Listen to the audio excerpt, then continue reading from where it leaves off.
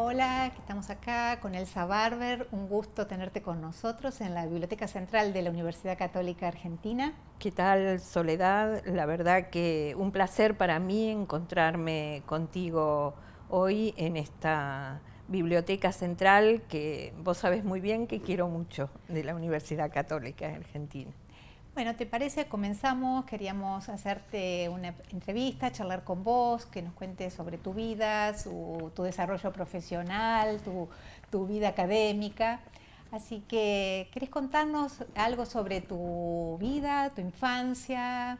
Vamos a comenzar entonces contándote que nací en Villa Cañas, en el sur de la provincia de Santa Fe. Normalmente evito hablar de estos temas porque me sensibilizan un poquito, pero voy a hacer unas grandes excepciones contigo este día, de modo que mi padre se llamaba Marcos Barber Fernández, era oriundo de Navarra, España, y llegó con sus padres y su hermana a Buenos Aires en 1925 en el vapor llamado Infanta Isabel, procedente de Barcelona. Era muy pequeño, tenía 12 años, y se radican en Villa Cañas. Él comienza su carrera en la parte contable de un almacén de ramos generales, el almacén de ramos generales más grande que había en Villa Cañas, donde en aquella época se vendía desde azúcar y alpargatas hasta automóviles, por ejemplo, un Forté. De modo que luego, en el año 1947, con un grupo de empleados, funda el Centro de Empleados de Comercio e Industria, adherido a la CGT, y fue su primer secretario general. Tuvo también camiones para el transporte de cereal, porque bueno, la zona en la que nací evidentemente es una zona muy cerealera.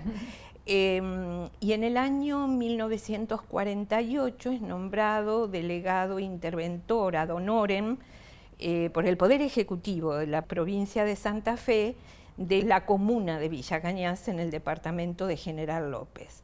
Fallece el 21 de febrero de 1964, cuando yo tenía apenas 10 años.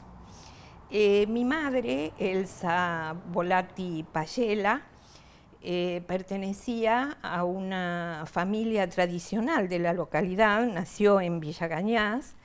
Tenían una quinta que era muy conocida como la Quinta de los Volati, porque eran muchos hermanos, y la fábrica de hielo del pueblo. Las tradicionales barras, que hoy ya nos parecen, nos sonreímos como cuando hablamos de ese tema, ¿no? En realidad ella fue modista y me contaba siempre que ya a los 15 años enseñaba a coser en su casa.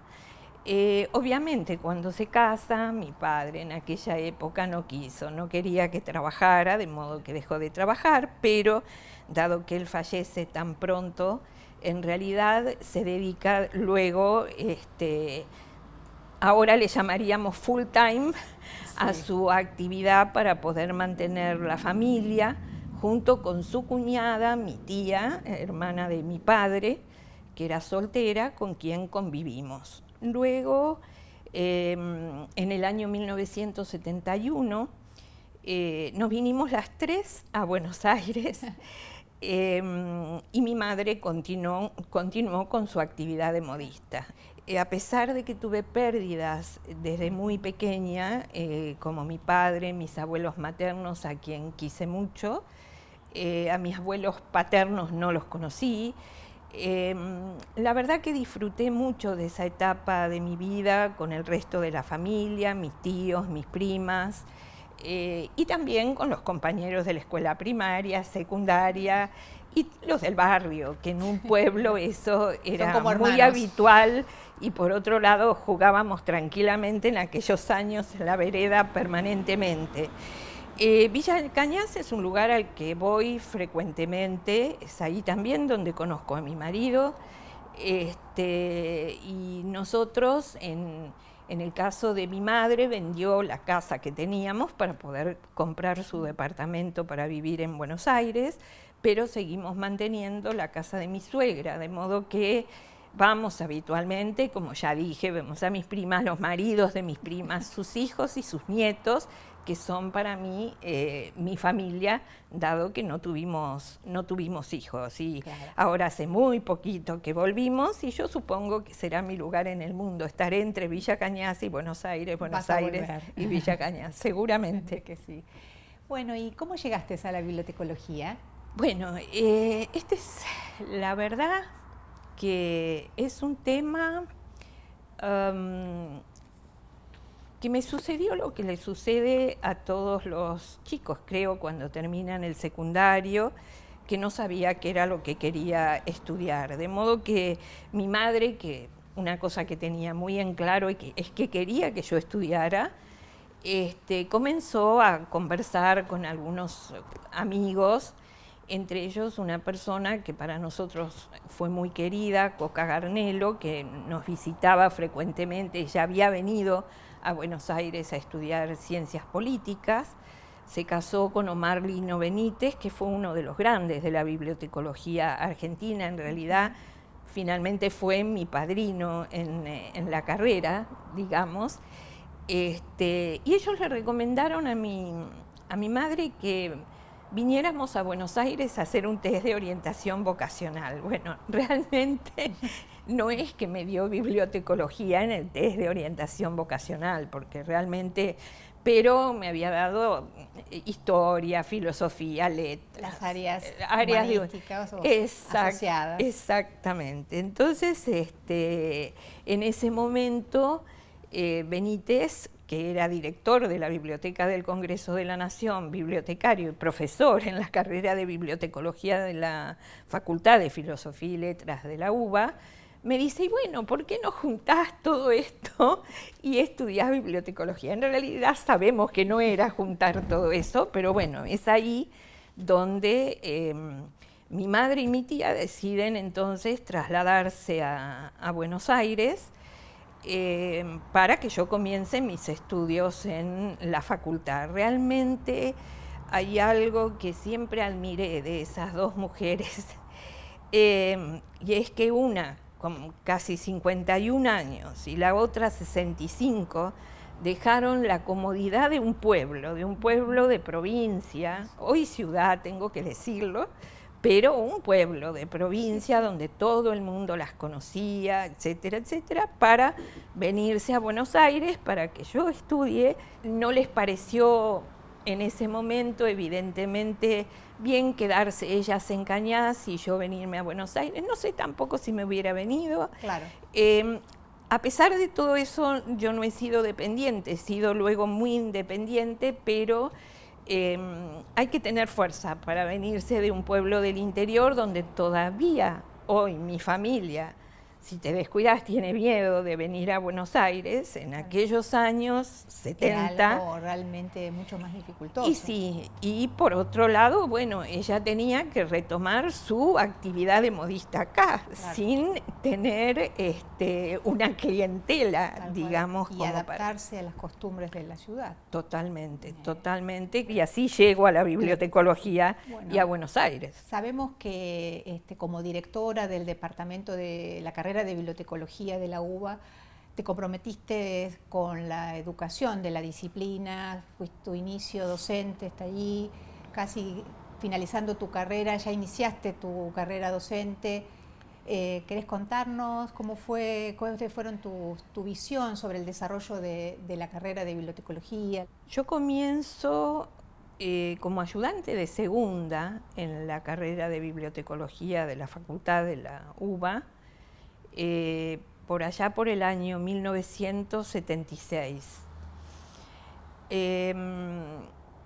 Y luego concurso el cargo de profesora asociada con dedicación exclusiva en el año 1989. Pasaron obviamente varios años, donde además yo no es que de ayudante de segunda salté a ser profesora asociada, sino que fui cumpliendo cada uno de los estadios, ayudante de segunda, primera, JTP, profesora asociada o adjunto, lo que fuere, pero me tocó profesora asociada. Luego, en el año 1993, reemplazo en la dirección del departamento, en la dirección de la carrera, a Susana Romanos de Tiratel, y estuve, digamos, un mes en el año 93, todo el año 1994, y después desde 1995 hasta el 2002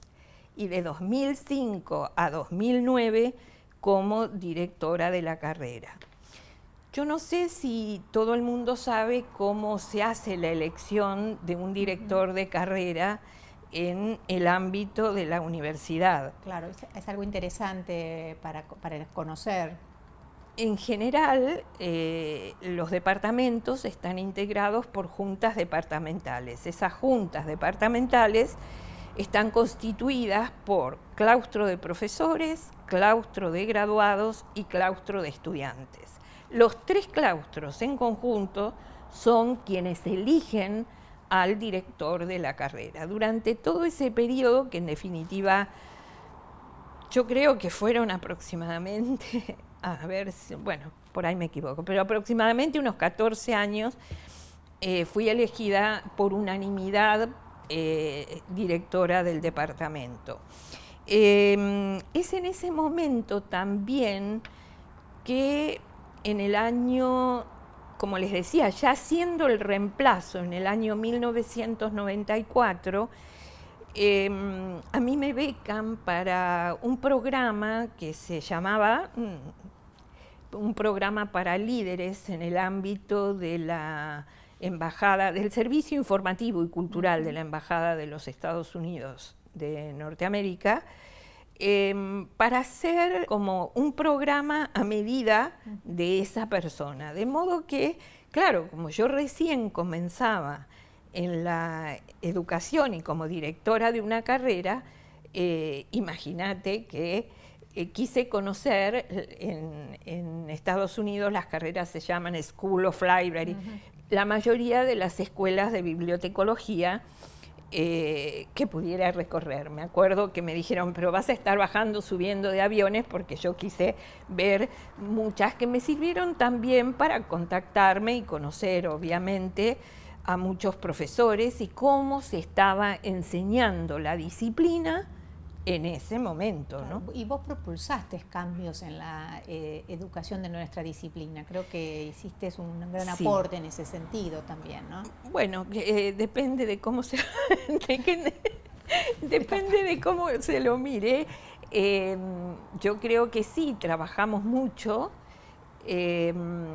y todo este tipo de becas a mí me aportaba, era un insumo para poder el día de mañana generar estos cambios que vos mencionás, que no son cambios que podemos hacer de un día para el otro, porque en esta junta departamental que yo les comento, trabajamos por consenso, todo hay que bajarlo a la junta departamental, de modo que... Pero es como que yo me iba armando de ciertas herramientas como para ir planteando más adelante esos cambios que vos mencionás. También en ese momento, yo lo primero que hago, ya en esos años, es un convenio, es decir, el decano de la facultad, le propongo al decano de la facultad un convenio con el Centro Universitario de Investigaciones Bibliotecológicas, un poco de la Universidad Nacional Autónoma de México, como para unir la educación con la investigación. Claro, vos también te involucraste con los cambios, es decir, en fomentar un desarrollo de la investigación, pero también con la metodología de la investigación de nuestra disciplina, ¿no? Que es necesario, que es una faceta quizás menos desarrollada en nuestro ámbito, creo. Es complejo y ya vamos a hablar específicamente del tema para darle fundamento a esta cuestión de la educación y la investigación, bueno, por un lado esa beca, por otro lado lo del CUIB, y también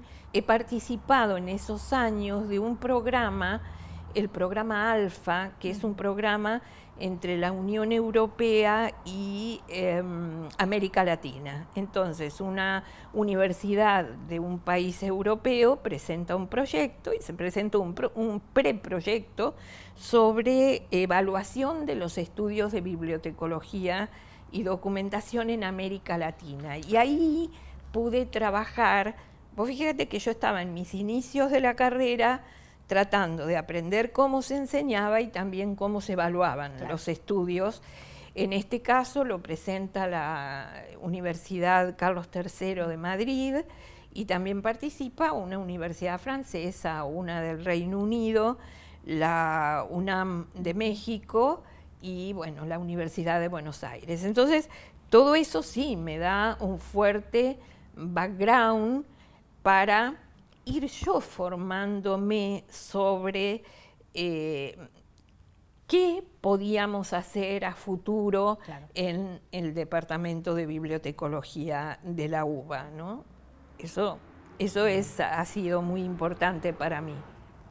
Al mismo tiempo tuviste una frondosa actividad internacional, ¿no es cierto? Sí. Como la fundación de asociaciones de educación e investigación en la disciplina. En realidad, en el año 1995, ya siendo directora del departamento, fui convocada por el director de la carrera de la Universidad Nacional de la República del Uruguay, Mario Barité, para integrar con Chile, Paraguay, Uruguay y nosotros la Asociación de Escuelas de Bibliotecología del Cono Sur. En el año 1995, cuando se crea la asociación, y participo ahí de la creación de ACEBIX. El tema es que en 1996, los primeros meses de ese año, me visitan el departamento la presidenta y la secretaria ejecutiva de la ABEB, que es la Asociación Brasileña para la Enseñanza de la Bibliotecología y la Documentación, Yusara Pereira Santos y Yara Betancourt Neves, y ellas me proponen que comencemos a reunirnos las escuelas de bibliotecología para compartir, formas de enseñanza, conocernos, empezar a conocernos los directores de cada una de las carreras. Hay países donde hay una sola carrera, nosotros tenemos varias universidades que dictan la carrera, y en Brasil son muchísimas, de modo que hicimos una primera reunión hacia fines de ese mismo año, solo de directores de las carreras universitarias de bibliotecología. Al año siguiente, ya estábamos sumamente entusiasmados, realizamos el segundo encuentro de directores y primero de docentes, para también comenzar a integrar a los docentes en las reuniones que después se llamaron del Mercosur, ¿no es cierto? Y son reuniones que yo te diría que esa visita de Yusara y de Yara al departamento y esa primera reunión fue como fundacional de estas reuniones que nos permitieron como un intercambio entre nosotros. Y por otro lado, la idea también era que egresados nuestros pudieran ir a trabajar a Brasil, la validación de los títulos, Luego, finalmente, a eso creo que no se llegó, pero sí es muy interesante ver cómo se enseña la disciplina en todos estos ámbitos. De modo que sí creo que fue muy positivo porque, ya te digo, continúan. Al principio eran anuales, luego fueron cada 2 años, pero continúan al día de la fecha, con las dificultades que siempre conocemos, que son las económicas. Claro, sabés que exactamente. en general nos cuesta En que nuestra región es una problemática para darle continuidad a este tipo de actividades y desarrollar a largo plazo planes comunes, ¿no? Totalmente, porque en realidad los que nos comprometemos somos los profesionales. Claro. Pero las instituciones hasta ahí, es decir, no nos impiden, podemos hacer todo lo que queremos hacer porque nos permiten hacerlo, pero no nos ayudan a veces, no a veces, en la mayoría de los casos económicamente, de modo que es toda una iniciativa muy profesional, digamos, desde la profesión. Eso obviamente hace que a nivel nacional tengamos que también empezar a reunirnos, porque para poder asistir a las reuniones del Mercosur normalmente teníamos que llevar un informe de país, de qué estaba pasando en nuestro país, de acuerdo a una estructura que establecía cada una de las reuniones. Comenzamos a reunirnos mucho acá, fue una época extraordinaria. Yo realmente siempre la viví como algo espectacular, nos juntábamos, quiero nombrarlas porque para mí también es, creo, un homenaje hacia ellas, las primeras directoras de las carreras que participaron en estas reuniones, fueron Amelia Aguado, Rosa Pizarello de La Plata, sí. Noemí Conforti de Mar del Plata. Profesoras mías. Claro, seguro, seguro. Rosa y seguro, Rosa, Amelia, Noemí, Dora Belloni, Mirta Miranda de la Universidad Nacional de Misiones, también Virginia Rapela, Sofía Acuña de la Universidad Nacional de Córdoba, y bueno, creo que de alguna me olvido, pero les pido disculpas. Seguro que me voy a olvidar del Museo Social Argentino, donde también se cursaba la carrera en aquellos años y también participaba, de modo que fue una época lindísima, porque hizo que nosotras tuviéramos que sentarnos a discutir.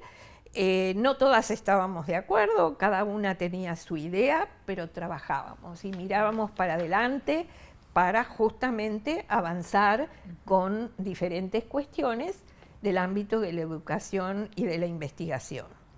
Y también en ese momento se genera una movida, digamos, más o menos similar en el ámbito de Iberoamérica y Caribe, que es la famosa asociación conocida como EDIPSIC, nace como EDIPSIC y luego la rebautizan, le hacen una reingeniería en el año 2008 aproximadamente y se denomina EDICIC, Enseñanza de la Bibliotecología y la Ciencia de la Información en Iberoamérica y Caribe.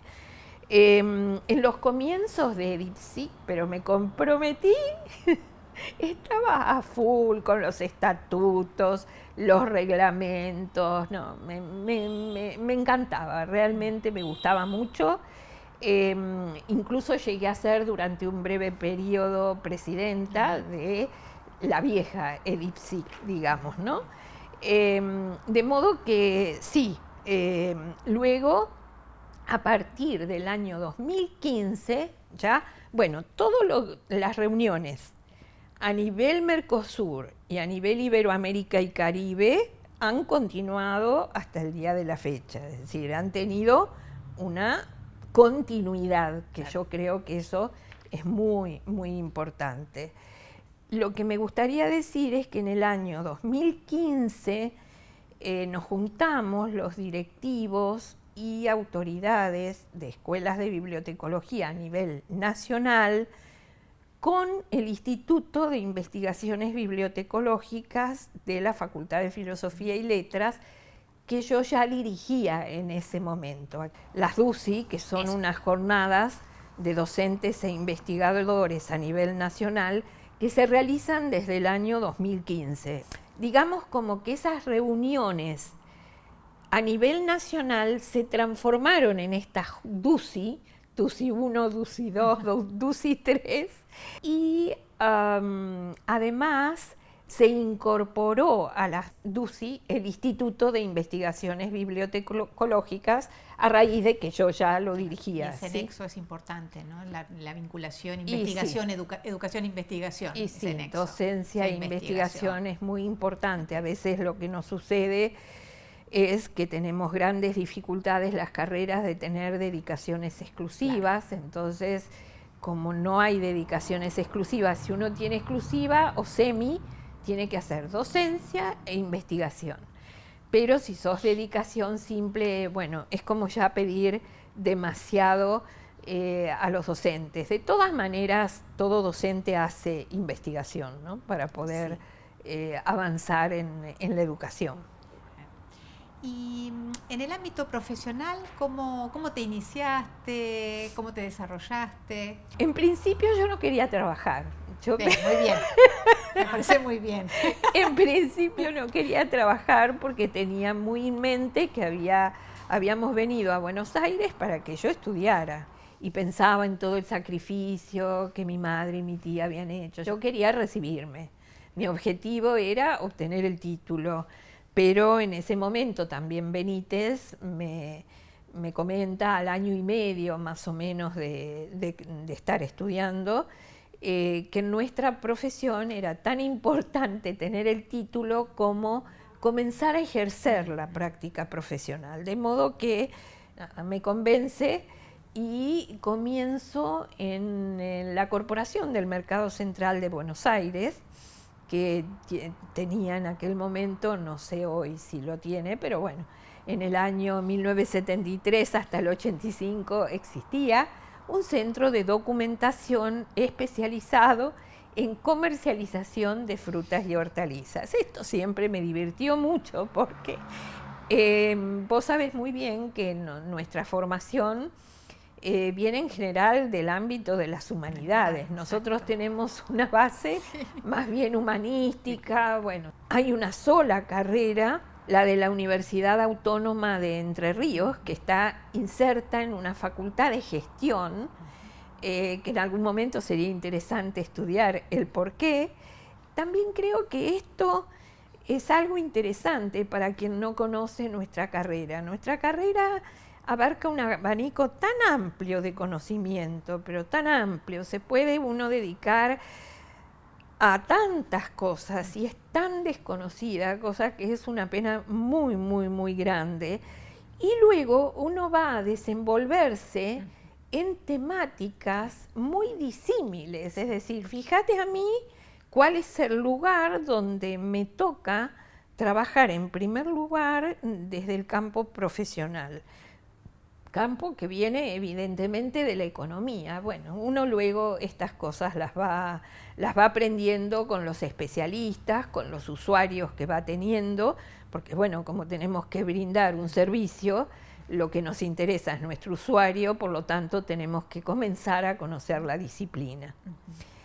Luego paso de esta temática a la medicina. Completamente opuesto. Pero a la medicina y además en una empresa privada, Sociedad Iberoamericana de Información Científica, que lo que confeccionaba eran unos índices bibliográficos para actualización de médicos en sus diferentes especialidades. En un principio comenzaron ellos a trabajar con cardiología, trabajaban mucho con el apoyo de Fundación Favaloro, luego fueron agregando pediatría, obstetricia y ginecología, etc. Pero en ese momento a mí se me criticó, siempre fui un poco bastante criticada con respecto a las decisiones que yo tomaba en cuanto a mi carrera profesional, porque a través de ese índice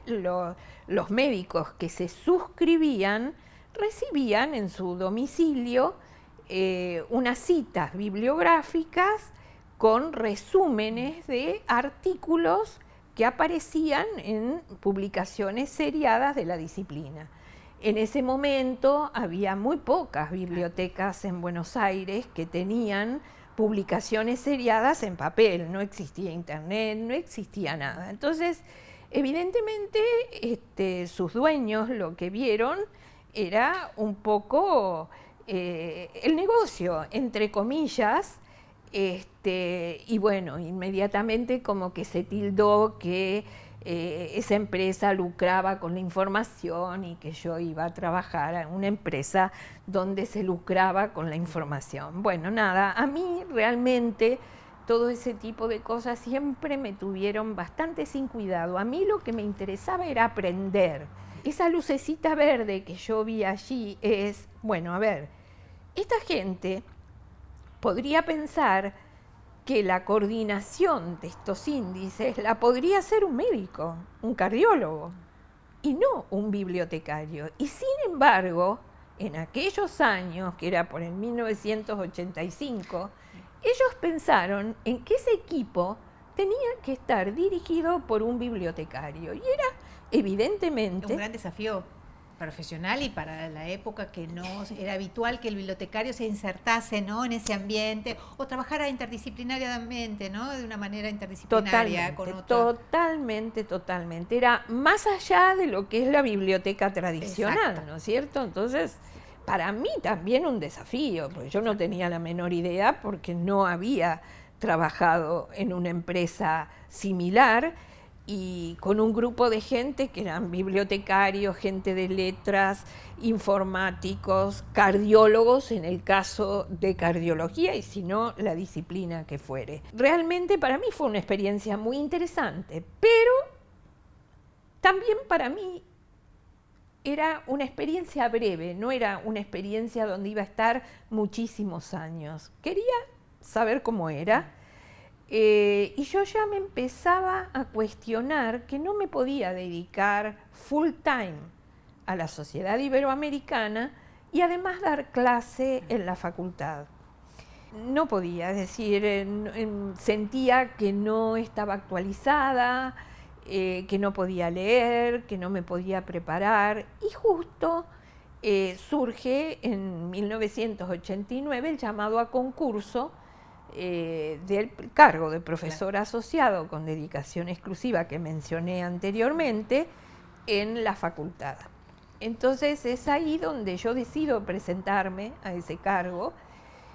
Siempre recuerdo que también vos recordarás a Cagnoli, sí, por supuesto, director del departamento, y Roberto me dice, pero vos estás segura de esto porque la renta del cargo de profesor asociado con dedicación exclusiva es mucho menor que lo que vos estás recibiendo en la sociedad iberoamericana, que era una diferencia de 3 veces más o menos. Entonces, yo le dije, mira, Roberto, no te preocupes por esto, vos sabés que yo todo esto lo hablo en mi casa, se conversa, se comparte, si puedo hacer el cambio lo hago, y estoy decidida, me voy a presentar, de modo que ya ahí realmente estuve muy poquito, entre el 85 y el 89, digamos como que hice el aprendizaje, lo que me interesaba era eso en realidad, ¿no? ¿Y cómo surge la idea de crear el GREVID?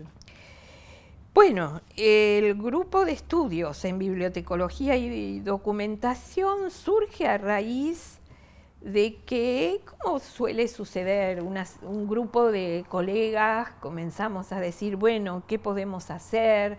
Necesitamos tener publicaciones periódicas actualizadas, que no teníamos en aquellos años, cursos de capacitación, traducir algunos textos.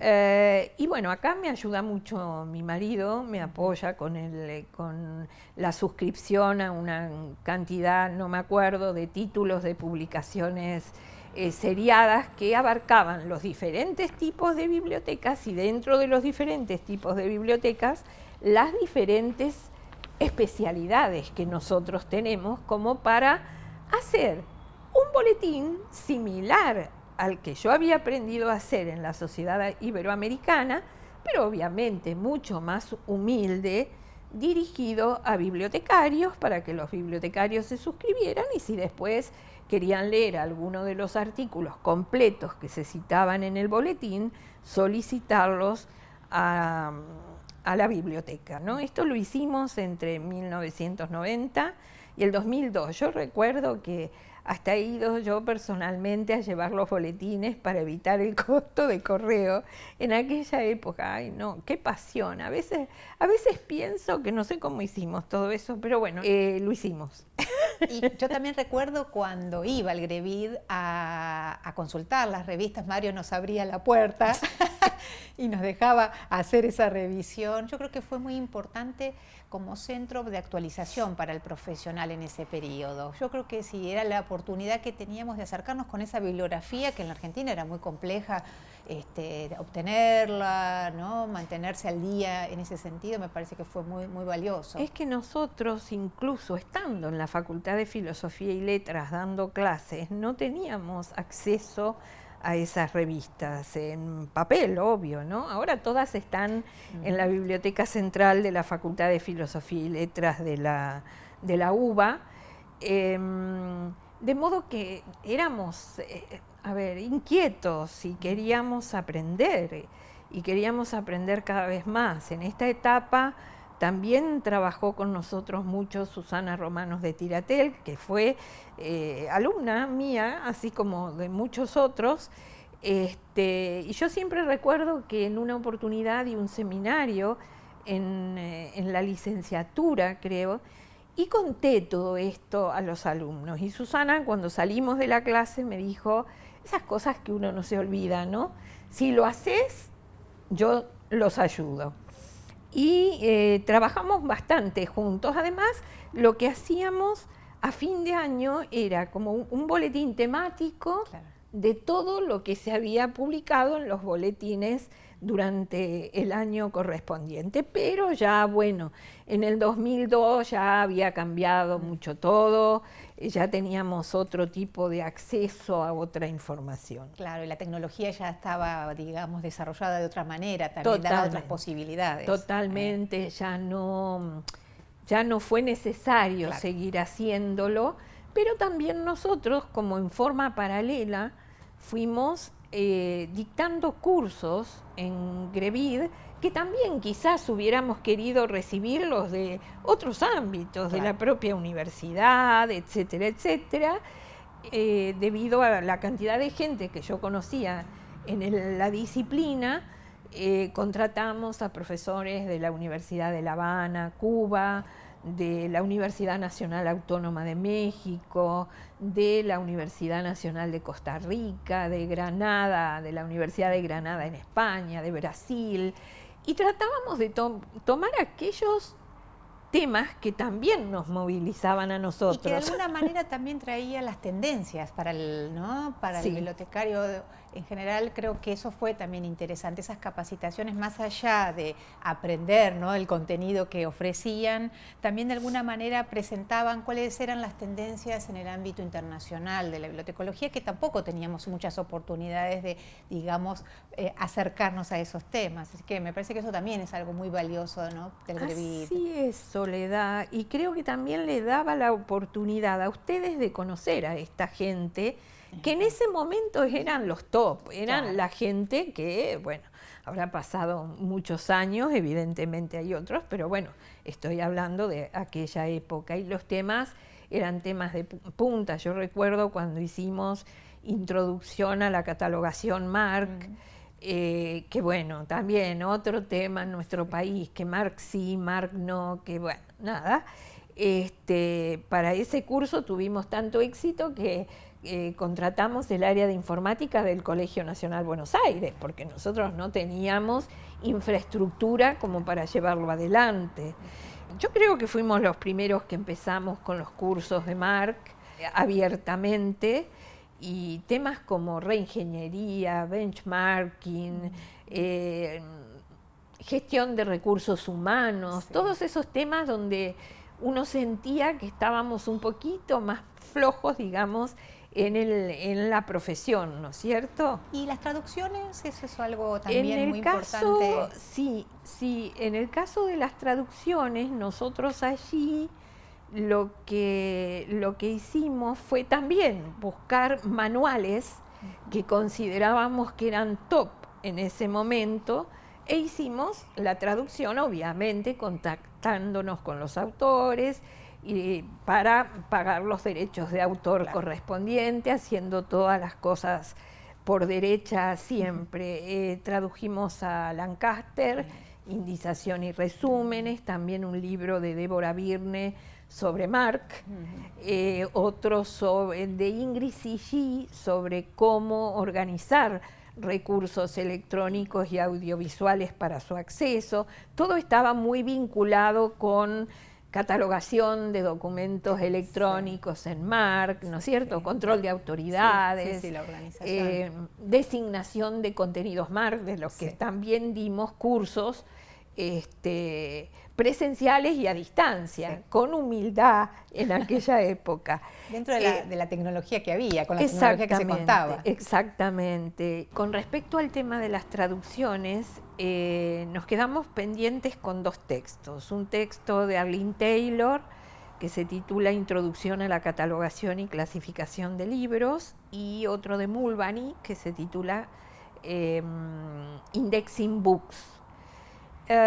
¿Por qué nos quedamos pendientes? Porque se me ocurrió en esta siempre ganas de trabajar de manera cooperativa, en equipo, de interesar a los profesores del departamento que hicieran, del área, obviamente, que hicieran la traducción, que cada uno hiciera el capítulo que le correspondía. Bueno, pero no hicimos un ajuste de la terminología previo, de modo que la última supervisión era la que tenía que hacer yo. Bueno, empecé a darme cuenta que me estaba volviendo loca porque la cuestión terminológica... Claro, era importante y iba a impactar en el libro. Sabes muy bien que es delicada. Nunca terminamos de ponernos de acuerdo en nuestra disciplina con respecto a algunos términos. Entonces, bueno, nada, quedaron esos dos libros con los derechos de autor pago y sin realizar, porque también algo se me cruzó a mí en el camino en la profesión. No recuerdo qué exactamente, pero a lo mejor fue la Biblioteca Nacional. También editamos algunos autores nacionales en ese momento, ¿no? Pero eso es fundamentalmente lo que tratamos de hacer en Grevide, proporcionarnos a nosotros mismos conocimientos que quizás hubiésemos querido recibir de otras instituciones. O durante el desarrollo de la formación. Y contanos en qué consistió el programa de la Fundación Antorcha o con la Fundación Antorcha. Bueno, esto realmente es interesante y te voy a contar, Soledad, algo como una previa, es decir, porque el programa de Antorcha fue un acuerdo que se hizo, obviamente, a través del departamento, el decano de la Facultad de Filosofía y Letras de la UBA, con el decano de la Escuela de Bibliotecología y Ciencia de la Información de la Universidad de Austin en Texas, con el financiamiento externo de Fundación Antorchas. Acá otra crítica. Acá otra crítica de parte de mi comunidad con respecto a que por qué una universidad norteamericana, en fin. Para mí todas estas cuestiones eran tómalo o déjalo. Esto pasa por tu vida, pasa una vez, o lo tomamos y fortalecemos la carrera de bibliotecología de la UBA, o seguimos así en una cuestión horizontal, como si no pasara nada. En realidad, la Fundación Antorchas era como una hija de una fundación norteamericana que se llamaba Fundación Lampadia, que tenía sus hijitos en Brasil, Chile y Argentina. En Argentina, Fundación Antorchas. En general, muchos han conocido toda la actividad de la Fundación Antorchas y ellos, Fundación Lampadia tenía un asesor, Dan Heisen, queridísimo, que era un bibliotecario de la Universidad de Harvard, que solía venir a Buenos Aires como iba a Brasil, a Chile y a otros países para ver en realidad cómo estaban la Biblioteca Nacional, la Biblioteca del Congreso, etcétera, etcétera. y hacían unas reuniones donde convocaban a especialistas de la disciplina. Entonces, a mí me convocaban a esas reuniones como directora del departamento. Y yo realmente, cuando me tenía que presentar en esas reuniones, yo escuchaba, ¿no?, el interés, Biblioteca Nacional, del Congreso. Yo tenía que decir, no trabajo ni en la Biblioteca Nacional ni en la Biblioteca de Congreso, yo soy la directora de la carrera de bibliotecología en tal lugar. Muchas veces me pregunté para qué iba a las reuniones, pero esto también lo digo adrede para que quienes escuchen esta charla que estamos manteniendo sepan que creo que cuando a uno lo convocan, los espacios hay que ocuparlos. Hay que ocuparlos. Después uno ve si realmente le conviene algo de ese espacio o no. Así es que llega un momento, pero he ido a muchísimas reuniones, antes de que suceda lo que sucedió. Finalmente llega un informe hecho por Dan Heysen a la Fundación Lampadia diciendo como que no habían encontrado interlocutores válidos en tal lugar, en tal lugar, en tal lugar, y que habían decidido fortalecer la carrera de bibliotecología de la Facultad de Filosofía y Letras de la UBA. Casi me desmayo porque sucede en un enero donde la facultad estaba cerrada. Yo tenía que hacer reunión de junta departamental, comentar todo esto que estaba pasando, de alguna manera tener un consenso. En ese momento había mucha unanimidad en el departamento y funcionábamos muy para adelante, ir para adelante, pero bueno, la llamé a Susana Romanos y le digo, mira, Susana, me está pasando esto, armemos algo. Bueno, armamos un programita y yo tuve que viajar 2 días a Austin a presentarlo ante las autoridades de Fundación Lampadia, y también había ido el presidente de Fundación Antorchas. Participaron algunos estudiantes latinoamericanos que estaban haciendo el máster, porque en Estados Unidos la carrera es de posgrado, sí. Estaban haciendo el máster allí. Yo quise que me tradujeran porque no me quería equivocar ni en una palabra de lo que estaba diciendo, porque nada, para mí era re complicado, me agarré un estrés enorme. A veces me preguntaba para qué me metía en algunas cosas, pero bueno, no podía con mí misma. No podía, se me presentaba algo. Y bueno, esas son experiencias muy enriquecedoras, no solo por la experiencia en cuanto a lo que podía aportar directamente a la carrera de bibliotecología, sino del conocimiento que estaba pasando en Austin, en ese contexto. Es realmente importante de todos los puntos de vista, me parece. A mí todo me interesaba. No tenías cómo pararme en ese sentido. Y las autoridades siempre apoyaron de la facultad, de modo que en ese sentido tampoco tuve inconvenientes. Pero, claro, en un momento así, sin haberlo planteado en junta departamental, yo qué sé, cuando termina la reunión en Austin, el presidente de Fundación Antorchas, que era Oppenheimer, me dice, bueno, ¿cuándo comenzamos? Le dije, no, espere un momento, esto falta mucho. Yo tengo que volver a Buenos Aires, presentarlo a la junta departamental, comentarlo a las autoridades de la facultad. No, esperemos. Bueno, realmente se concretó, obviamente. ¿Y en qué consistió el programa? El programa consistió en profesores de acá que iban a Austin durante una semana a insertarse en la materia que ellos dictaban acá, en la similar, en la equivalente. Obviamente nuestros profesores no iban a enseñar, nuestros profesores iban a observar, a aprender nuevas metodologías de enseñanza, ver qué, cómo y con qué herramientas estaban enseñando en ese momento en una universidad norteamericana. Y ellos venían también para acá. Ellos venían para acá. Luego una semana y se insertaban en las clases de las materias equivalentes, por lo tanto que varios estudiantes, ya ahora graduados obviamente, tuvieron esta experiencia de que tener estos profesores durante una semana y tener un intercambio. Si el profesor no sabía hablar castellano, obviamente Fundación Antorchas ponía el traductor. Realmente yo creo que fue muy rico. Otra cosa que se hizo fue construir el laboratorio de preservación y conservación para fines educativos para la carrera.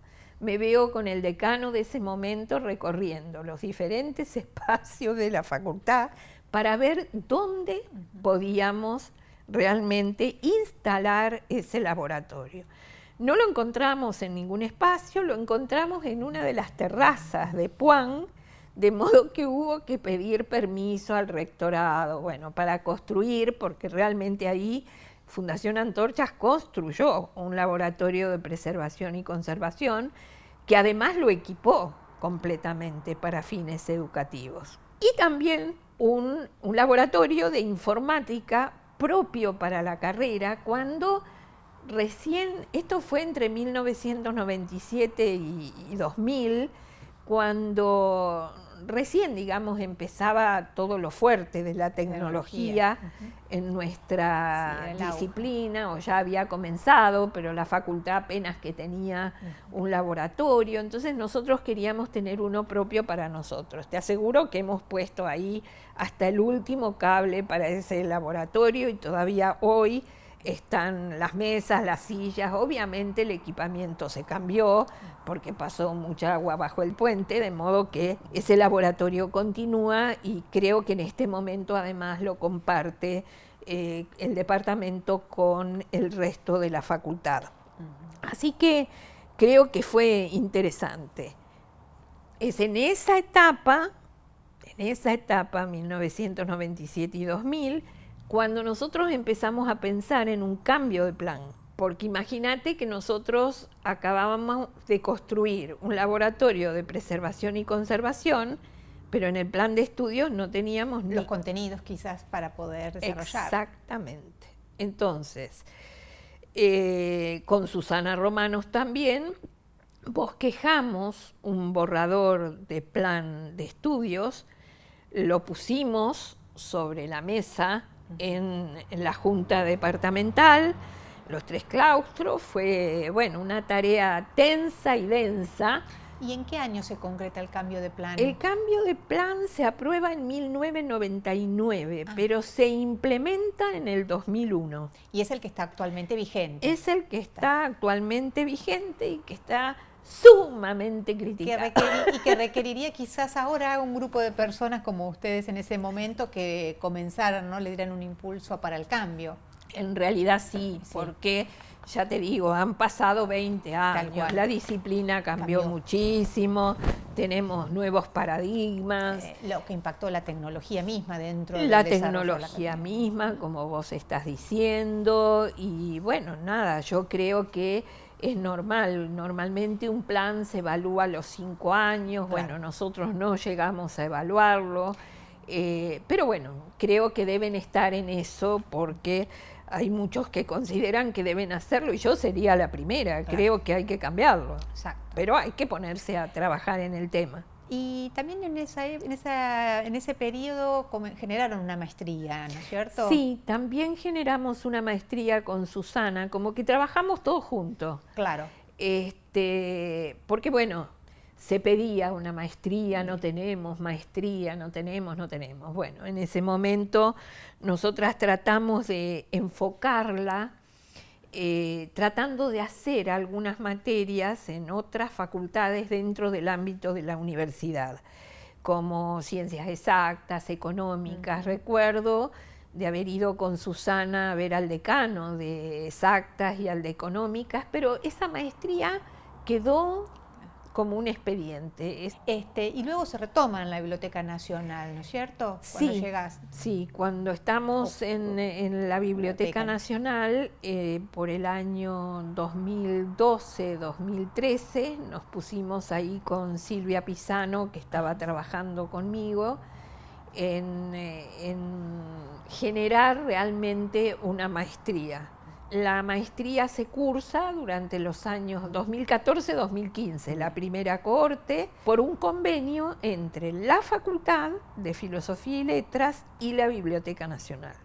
La facultad que ponía, bueno, obviamente otorgaba el título y pagaba los honorarios de los profesores, y la biblioteca el espacio, porque la biblioteca tiene aulas por la Escuela Nacional de Bibliotecarios, aunque no teníamos que chocarnos en los horarios de la escuela para la maestría, de modo que se concentró en viernes y sábado, viernes tarde, noche, como normalmente se concentran las maestrías. Y además le pagaba a los profesores extranjeros que vinieron a dictar algunos seminarios el pasaje y la estadía en Buenos Aires. Hoy están terminando, es decir, que los alumnos que están vigentes son los alumnos que terminaron de cursar y tienen que terminar su presentación de tesis. Sí, sí, hay algunos que tienen que terminar sus tesis. Luego, a partir del año 2016, donde se produce un cambio de gobierno en la gestión de la biblioteca, en realidad no continuamos con la maestría de manera presencial, porque en ese momento se suscribió muy poca gente en la facultad, y la facultad nos propuso a nosotras hacer una maestría a distancia, que creo que sería muy interesante hacer una maestría a distancia, pero realmente había que empezar de cero, de nuevo. Sí, porque el entorno ya es diferente, por supuesto. Muy diferente, muy diferente. Teníamos que volver a presentarla en CONEAU, en fin, toda una serie de cosas. También ante el cambio de gobierno no sabíamos qué era lo que iba a pasar en la Biblioteca Nacional, de modo que lo que sí seguimos haciendo, porque yo he ido 1000 veces a renunciar a la dirección de la maestría, a la Secretaría de Posgrado, junto con el secretario académico, que es Federico Cápula, pero claro, en la Secretaría de Posgrado nos piden que no, porque hay gente que todavía está haciendo su tesis y requiere que alguien administre esas cuestiones, de modo que vamos a renunciar y salimos sin renunciar. Espero también que alguien se haga cargo de este tema muy pronto. Claro. Y en investigación, ¿cuándo comenzaste? ¿Cuáles son tus temas de interés? La verdad, en investigación, investigación científica a través de los proyectos de la universidad, comencé en 1995. Mi área de especialización era la de procesamiento de la información, que es donde enseño, unida a tecnología. Siempre me preocuparon, la primera investigación fue sobre los procesos de automatización de las bibliotecas universitarias en la ciudad de Buenos Aires y alrededores. Luego extendimos esa investigación a todo el país. Siempre recuerdo que en una oportunidad nos hicieron una entrevista de un diario y en la primera plana ponen un título: las bibliotecas universitarias no funcionan. Bueno, de nuevo, otro escandalete para tratar de explicar que lo nuestro era una investigación científica, que el título lo habían puesto los periodistas, no lo habíamos puesto nosotros, pero siempre dando explicaciones, ¿no? Después saltamos de los procesos de automatización de las bibliotecas universitarias a aplicar la misma metodología, pero a las bibliotecas de acceso público, es decir, las públicas, las populares, las universitarias que son públicas, las nacionales, etcétera, etcétera. Y luego ya nos fuimos dedicando a los catálogos en línea de acceso público del Mercosur y luego Latinoamérica. Y ya, bueno, el último proyecto que todavía tenemos vigente al día de la fecha, que se ha prorrogado por la cuestión de pandemia, Es un proyecto que armó más bien mi equipo. Entonces, ¿desde cuándo sos directora del INIBI, del Instituto? En realidad, directora del INIBI soy del Instituto de Investigaciones Bibliotecológicas de la Facultad desde 2014. ¿Por qué? Porque yo pensaba que a fines del 2015 finalizaba mi gestión en la Biblioteca Nacional y como vengo de la vieja escuela, en el ámbito de la bibliotecología en la facultad, en general, quien había sido director de la carrera en algún momento era director del instituto y como que el cierre de su carrera era en el Instituto de Investigaciones Bibliotecológicas. De modo que gano ese concurso. Durante el año 2015 hacemos una convocatoria realmente amplia, porque existían a través de la Secretaría de Investigación los proyectos de reconocimiento institucional, que no daban ningún tipo de subsidio, pero sí de repente a la gente le daban, al que es fundamentalmente académico, una resolución donde decían que formaban parte de ese proyecto de reconocimiento institucional. Se presentaron alrededor de 11 proyectos, se hicieron unas jornadas hacia fines del 2015 para contar qué proyectos se habían presentado para el año 2016-2017. A fines del 2017 se hicieron otras jornadas para ya ver cuál había sido el estado de avance y el informe final de esos proyectos. Pero el gran problema, que ya lo hemos mencionado en algún momento en la investigación, es que no tenemos rentas con dedicaciones para dedicarse a la investigación. Por lo tanto, hay mucho acá de pulmón, de modo que también a veces la gente se entusiasma, pero eso no asegura la continuidad y el desarrollo, no, condiciona de alguna manera. Salvo que te puedas presentar a un proyecto UBACIT, a un proyecto FILOCIT, que ya tienen una serie de requisitos de parte de la universidad que cuesta más llegar a tener todos esos requisitos para poder formar parte de un proyecto UBACIT. Y para mí siempre fue muy importante en los espacios en que estuve darle continuidad a aquellas cosas que se venían desarrollando en ese lugar y además, bueno, generar otras cosas. De modo que continuamos obviamente con la revista Información, Cultura y Sociedad. El equipo que trabaja en el instituto es realmente extraordinario, tiene un compromiso con el mundo académico y de la investigación enorme, de modo que continuamos con la revista y continuamos con dos líneas de investigación que siempre existieron, la histórica, la bibliográfica, y yo agregué otras líneas, la de procesamiento, la de tecnología, la de gestión, etcétera. También continuamos con las charlas, ellos sí, actualmente estamos disfrutando. Exactamente, y ahora, bueno, ya desde el año pasado, desde agosto, hacemos las charlas virtuales con el gran apoyo, digamos, logístico de la Secretaría de Investigación de la Facultad, el Centro Cultural Universitario Pacurondo, que nos da el apoyo técnico, porque sin ellos no podríamos hacerlo, y todo el equipo del INIBI que trabaja a full para esto, y los expositores que se han realmente comprometido mucho con nosotros, tratando de hacer esta unión con las DUCI.